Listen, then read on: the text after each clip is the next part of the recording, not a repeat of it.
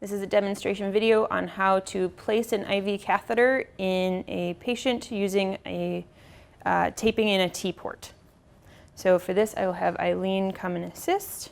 My supplies are a T-port, IV catheter appropriately sized for my patient. A canine I would usually use an 18 gauge, or if it's going to just be a shorter term catheter, a 20 gauge. Felines can also use a 20 gauge IV catheter. I have a syringe with needle attached to draw up my saline to flush my T-port, and an alcohol wipe to wipe that bottle. 3 pieces of tape. 1 piece has been torn in half, 1 full-sized, and then 1 that we call the pants or the Y piece of tape.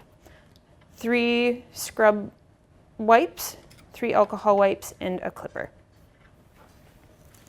I'm going to have Eileen hold and restrain my patient.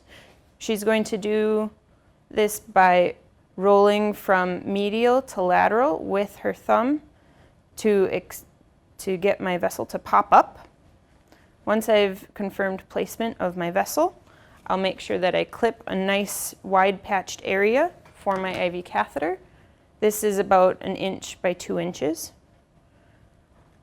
As she holds that, I'm going to start with my scrub and alcohol, starting directly over the vessel where I'm going to place my catheter and working outward in a circular motion. Then an alcohol rinse in the same pattern. And I'll do this 3 times, alternating between the scrub and alcohol.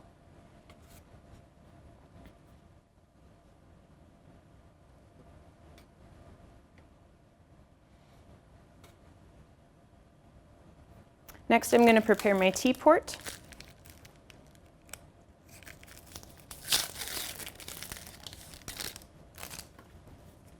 I'm going to alcohol prep my multi-use bottle to draw up my plain or heparinized saline. Tipping the bottle, drawing a full syringe,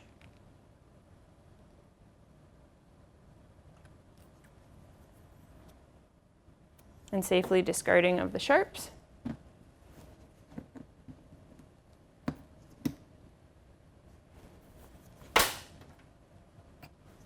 You wouldn't drop that.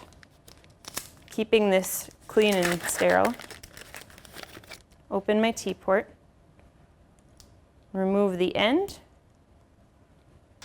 and attach my saline flush, holding it up so that I expel all the air from my syringe and completely flush the end of the T-port until saline comes out the other side. I prefer to leave my flush attached. If you do detach the flush, make sure you recap and lock the T-port.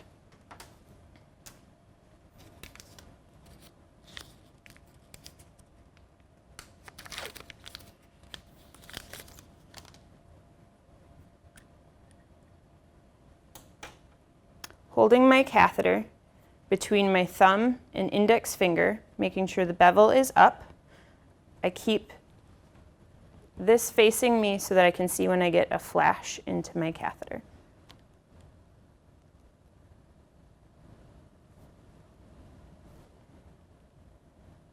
Once I get a flash, I'm going to advance my entire stylet and catheter another couple millimeters and make sure that my flash is still coming. And I'm going to advance just the catheter off of the needle, holding the needle and stylet in place. Eileen will then stop the flow of blood into the catheter by putting her thumb where the catheter ends within the leg as I pull out the stylet so that we're not making a big bloody mess.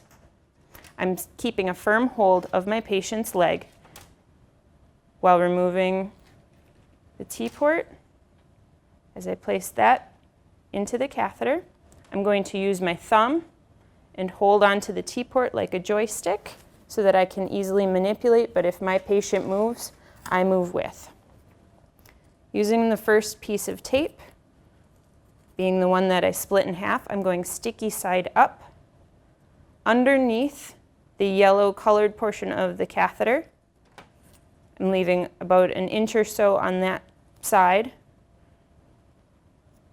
I'm putting the sticky side down now by going over the top, and wrap that around the patient. And this is where the reason I like to keep my saline is so that I can aspirate and check that I still have blood flow through.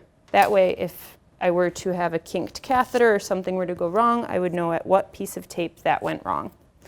Using that joystick thumb, I'm using my second big piece of tape, sliding it under the entire catheter and T-port and snugging it up underneath and wrapping around and over the top, leaving the yellow colored portion of my catheter and T-port exposed. If tape were to get in that part, it might start wicking onto the tape and we would lose our fluids. And then tab your tape and make sure everything is snug, and recheck, make sure you're in the vessel. And now we will add the Y or pants piece of tape. To do this, I have the L portion here.